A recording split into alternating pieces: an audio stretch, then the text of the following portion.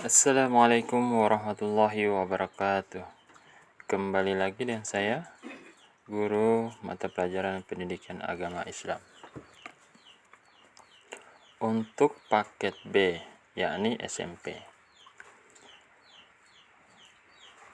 Pada kesempatan hari ini ada beberapa hal yang perlu saya sampaikan kepada teman-teman siswa sekalian, bahwa dia menonton video pembelajaran untuk materi pendidikan agama Islam ini.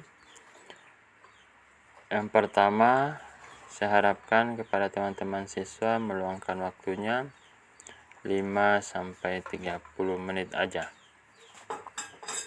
Yang kedua, di video pembelajaran ini jangan lupa teman-teman siswa sekalian untuk mengetikkan di kolom komentar, yakni kehadiran, yang kedua namanya, dan yang ketiga kelasnya.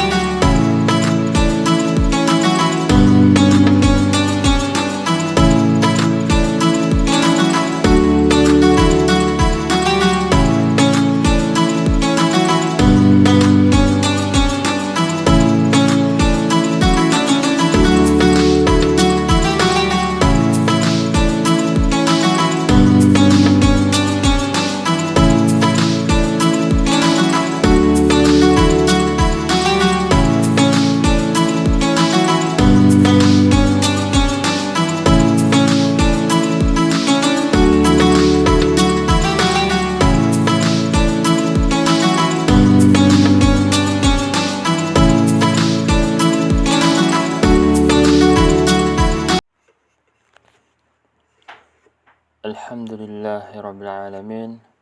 Puji syukur kita panjatkan kehadirat Allah Subhanahu wa ta'ala atas segala rahmat dan karunia-Nya yang telah dilimpahkan kepada kita sekalian.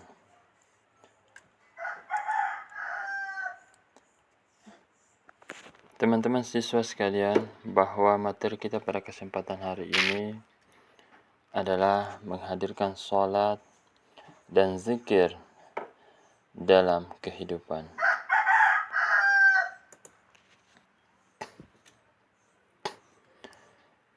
Perlu kita ketahui bahwasanya agama itu merupakan pondasi hidup bagi manusia, yakni pada agama Islam, sholat itu merupakan tiang agama.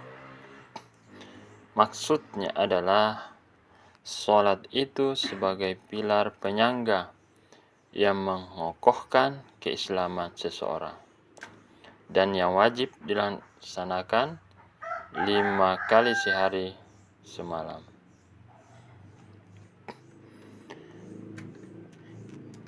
Kita ketahui juga bahwa Islam itu ibaratnya sebuah bangunan. Syahadat itu sebagai pondasinya. Sedangkan sholat adalah sebagai tiang-tiangnya, dan dakwah adalah sebagai atap yang melindungi. Jika pondasi bangunan itu kokoh, atapnya pun bagus. Tapi tiang-tiangnya roboh ataupun tidak ada, bagaimana kira-kira bangunan itu? Begitu pula dengan bangunan keberagaman kita.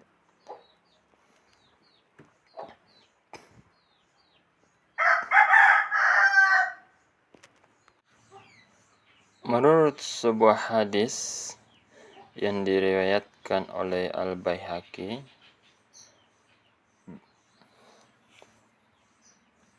mengatakan bahwa salat itu adalah tiang agama Islam.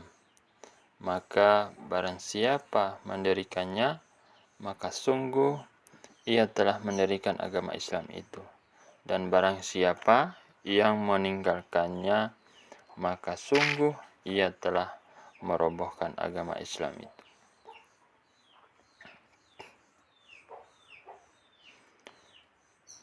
Zikir juga dapat dimaknai dengan menyebut atau mengingat Allah Subhanahu wa Ta'ala. Dengan zikir, seseorang dapat mengaitkan diri atau berkomunikasi langsung kepada Allah Subhanahu wa Ta'ala. Dengan zikir juga ia dapat menitipkan diri dan mengarahkan segala aktivitasnya kepada Allah Subhanahu wa Ta'ala.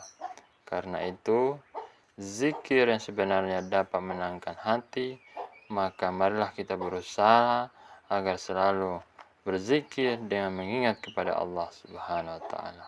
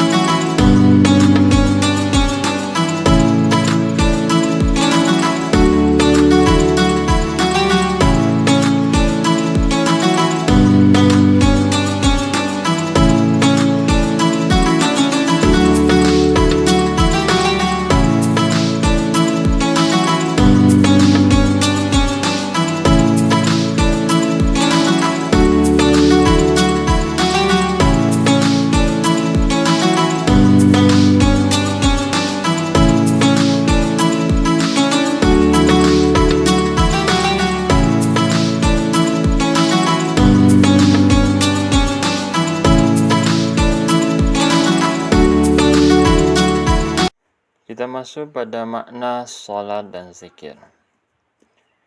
Secara bahasa, salat diartikan sebagai doa atau doa meminta kebaikan.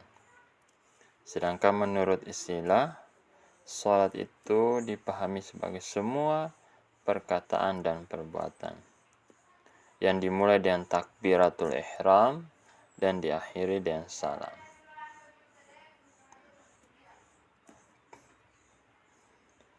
Kenapa salat itu sangat penting dalam kehidupan sehari-hari?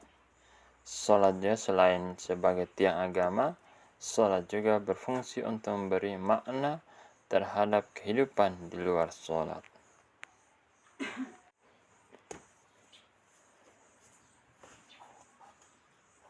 Jika kita selalu mengingat Allah Subhanahu wa Ta'ala dengan selalu menjaga salat, maka kita akan mendapatkan ketentraman hati bagian salat. Salat itu mendorong kita untuk berpikir bersih dan selalu berada di jalan yang benar. Kita akan terjaga dari perilaku keji dan mungkar. Apabila hati kita selalu mengingat kepada Allah Subhanahu wa Ta'ala. Perlu kita ketahui bahwasanya sholat itu dikerjakan bukan hanya untuk menjalankan kewajiban atau sekedar memenuhi syarat dan rukun.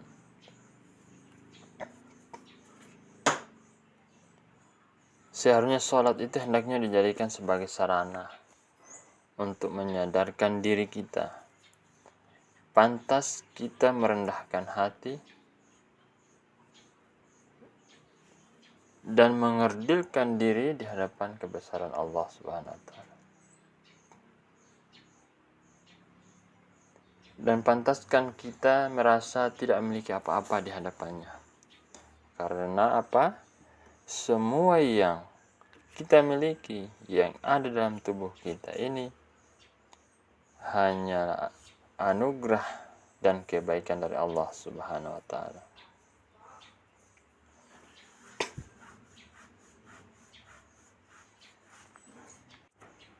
Sehingga Rasulullah SAW pernah bersabda di hadis riwayat Ahmad dan Al-Tabrani dari Abdullah bin Umar, bahwasanya orang yang memelihara sholat akan mendapatkan cahaya, petunjuk, dan keselamatan pada hari kiamat. Begitu pula orang yang tidak memeliharanya, ia tidak akan memperoleh hal tersebut. Ia akan bersama Qarun, Fir'aun, Haman, dan Ubay bin Khalaf di hari kiamat. Begitu dahsyatnya sholat ini agar kita tidak meninggalkannya, dan dengan sholat ini akan menjadi pertolongan kita di hari akhir.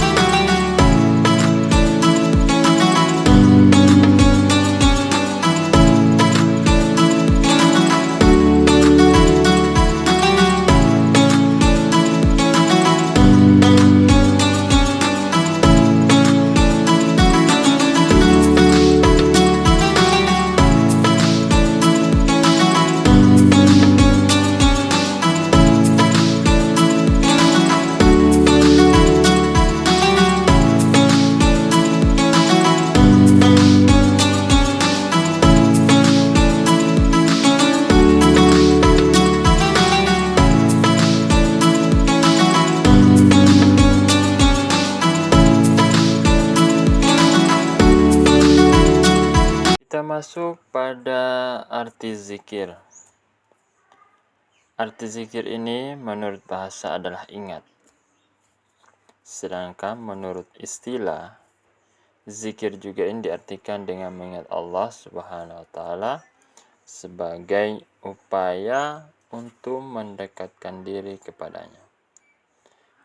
Sehingga kita diperintahkan untuk selalu berzikir kepada Allah Subhanahu wa taala dengan mengagungkan kekuasaan dan kebesarannya agar terhindar dari sifat kesombongan.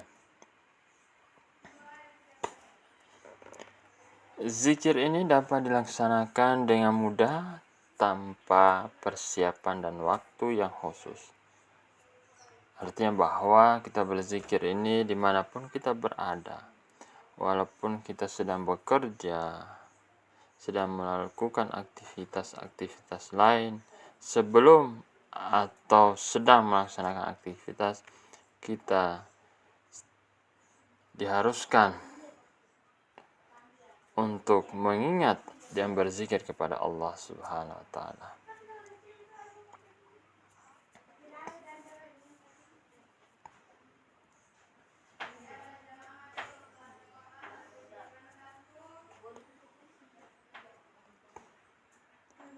Contohnya, misalkan saat menunggu transportasi umum, menunggu waktu melaksanakan sholat, menunggu saat berbuka puasa, menunggu temannya datang, dan lain sebagainya. Sehingga dengan zikir ini bisa membantu seseorang terhindar dari perbuatan sia-sia dan dosa. Karena kesempatan waktu kosong berpeluang dua hal kebaikan atau keburukan, positif dan atau sebaliknya. Di dalam ayat yang terdapat pada Quran surah Al-Ahzab ayat 33 nomor 41 yang berbunyi A'udzu billahi minasyaitonir rajim. Bismillahirrahmanirrahim. Ya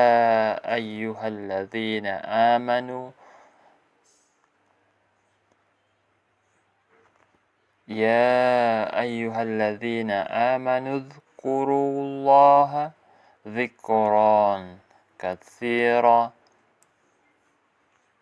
Hai orang-orang beriman, berzikirlah dengan menyebut nama Allah, zikir yang sebanyak-banyaknya.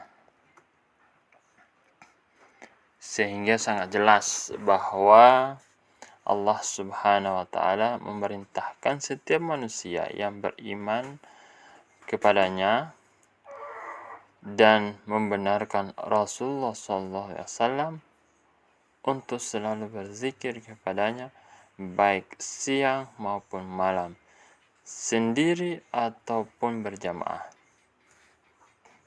Dan kita memperbanyak berzikir ini di dalam hati dan menyebutnya dengan lisan akan merasakan kehadiran Allah Subhanahu wa Ta'ala. Begitu pula bertasbih kepadanya baik pada waktu pagi maupun petang dengan menyucikan diri dari sifat-sifat yang tercela.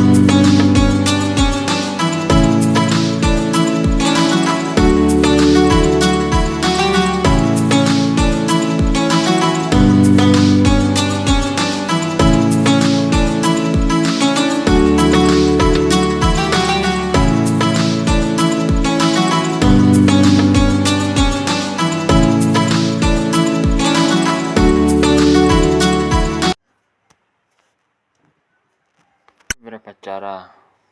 Yang pertama, zikir dengan hati, yaitu dengan kita bertafakkur dan merenungkan ciptaan Allah Subhanahu wa Ta'ala, sehingga akan timbul dalam pikiran bahwa Allah Subhanahu wa Ta'ala adalah zat yang maha kuasa.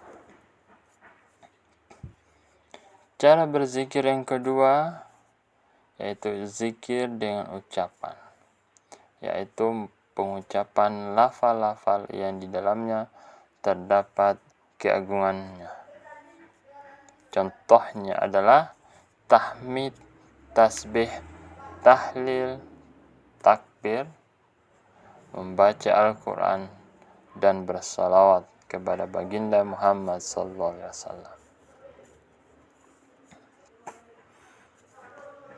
Cara berzikir yang ketiga yaitu dia menaati perintahnya dan menjauhi larangannya, merupakan zikir dengan perbuatan.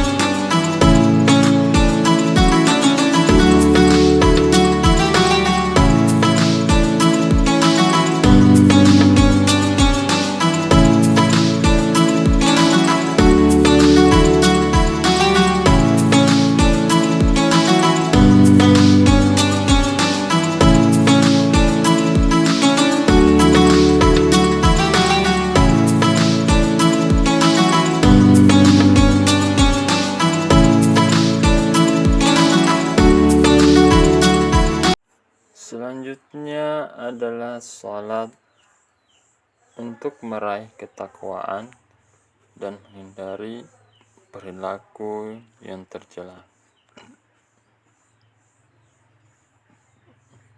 Kita diperintahkan untuk menaati perintah Allah dan menjauhi larangannya dalam urusan pribadi, keluarga, masyarakat, maupun negara.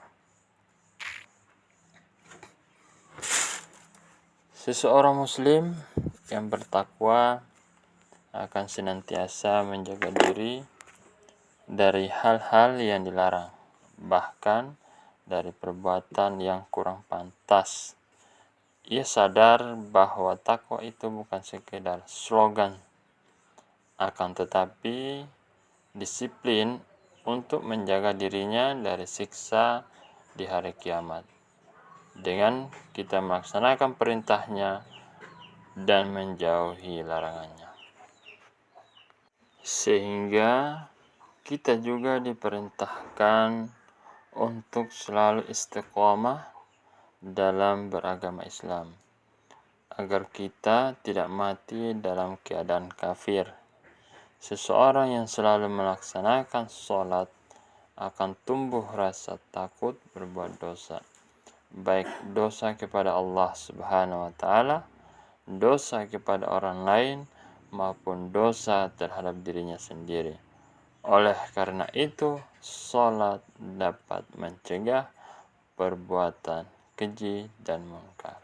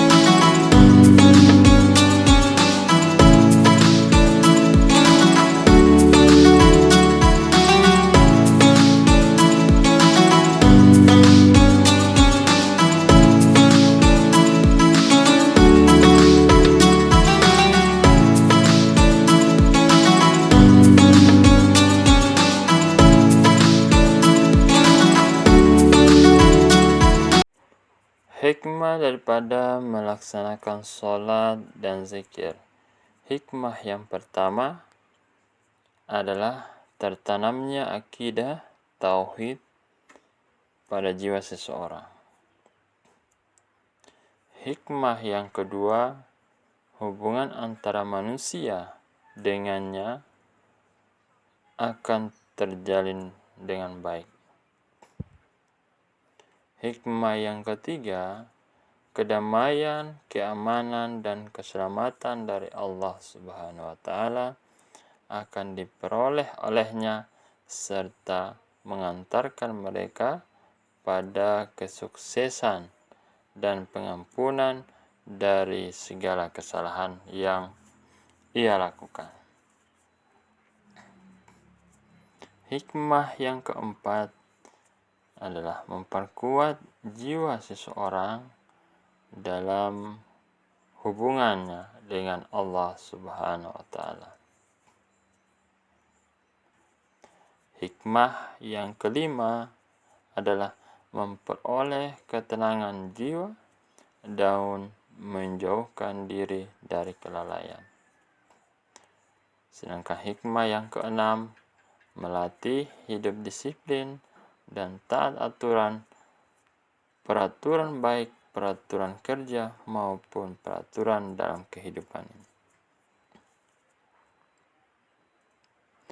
Hikmah yang ketujuh, membiasakan seseorang pada perbuatan atau perkataan yang baik dan bermanfaat. Yang terakhir, hikmah yang kedelapan, menumbuhkan akhlak mulia seperti amanah, jujur, dan upaya menjauhkan diri dari perbuatan keji dan mungkar.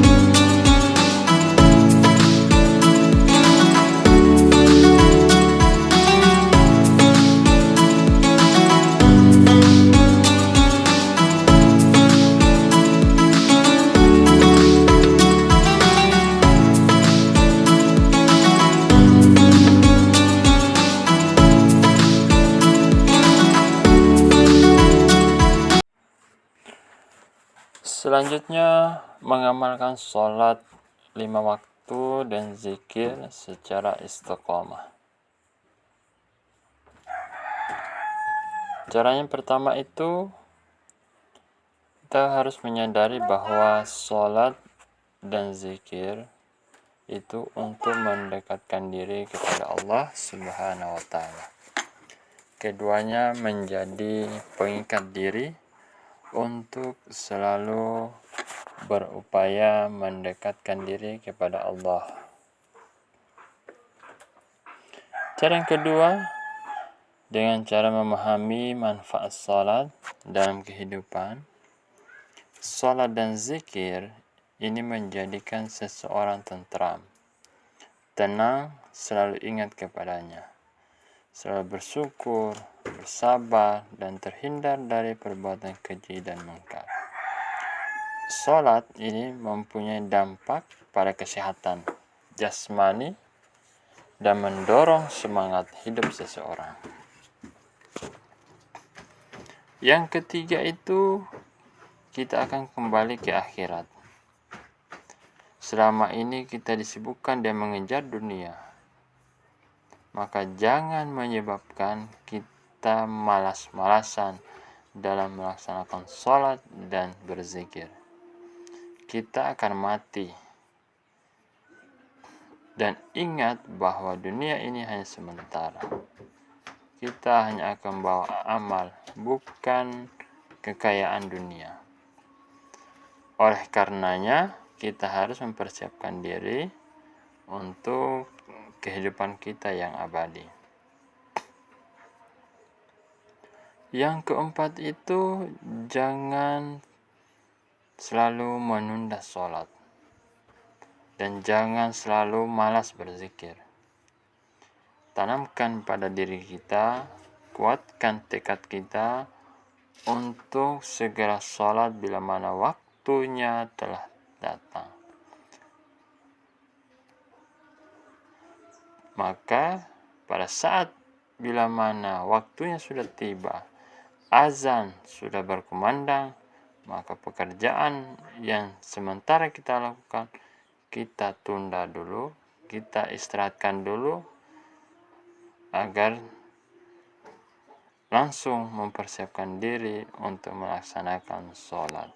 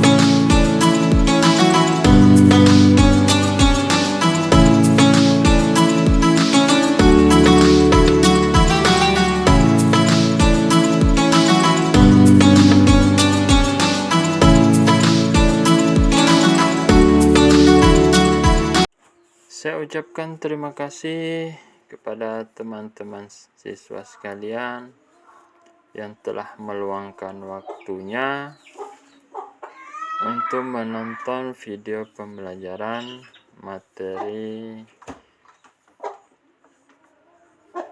pendidikan agama Islam. Semoga apa yang dapat saya sampaikan ini dapat berguna dan bermanfaat bagi teman-teman siswa sekalian dan dapat diamalkan dalam kehidupan sehari-hari. Saya akhiri dengan ucapan wabillahi taufiq wal hidayah. Wassalamualaikum warahmatullahi wabarakatuh.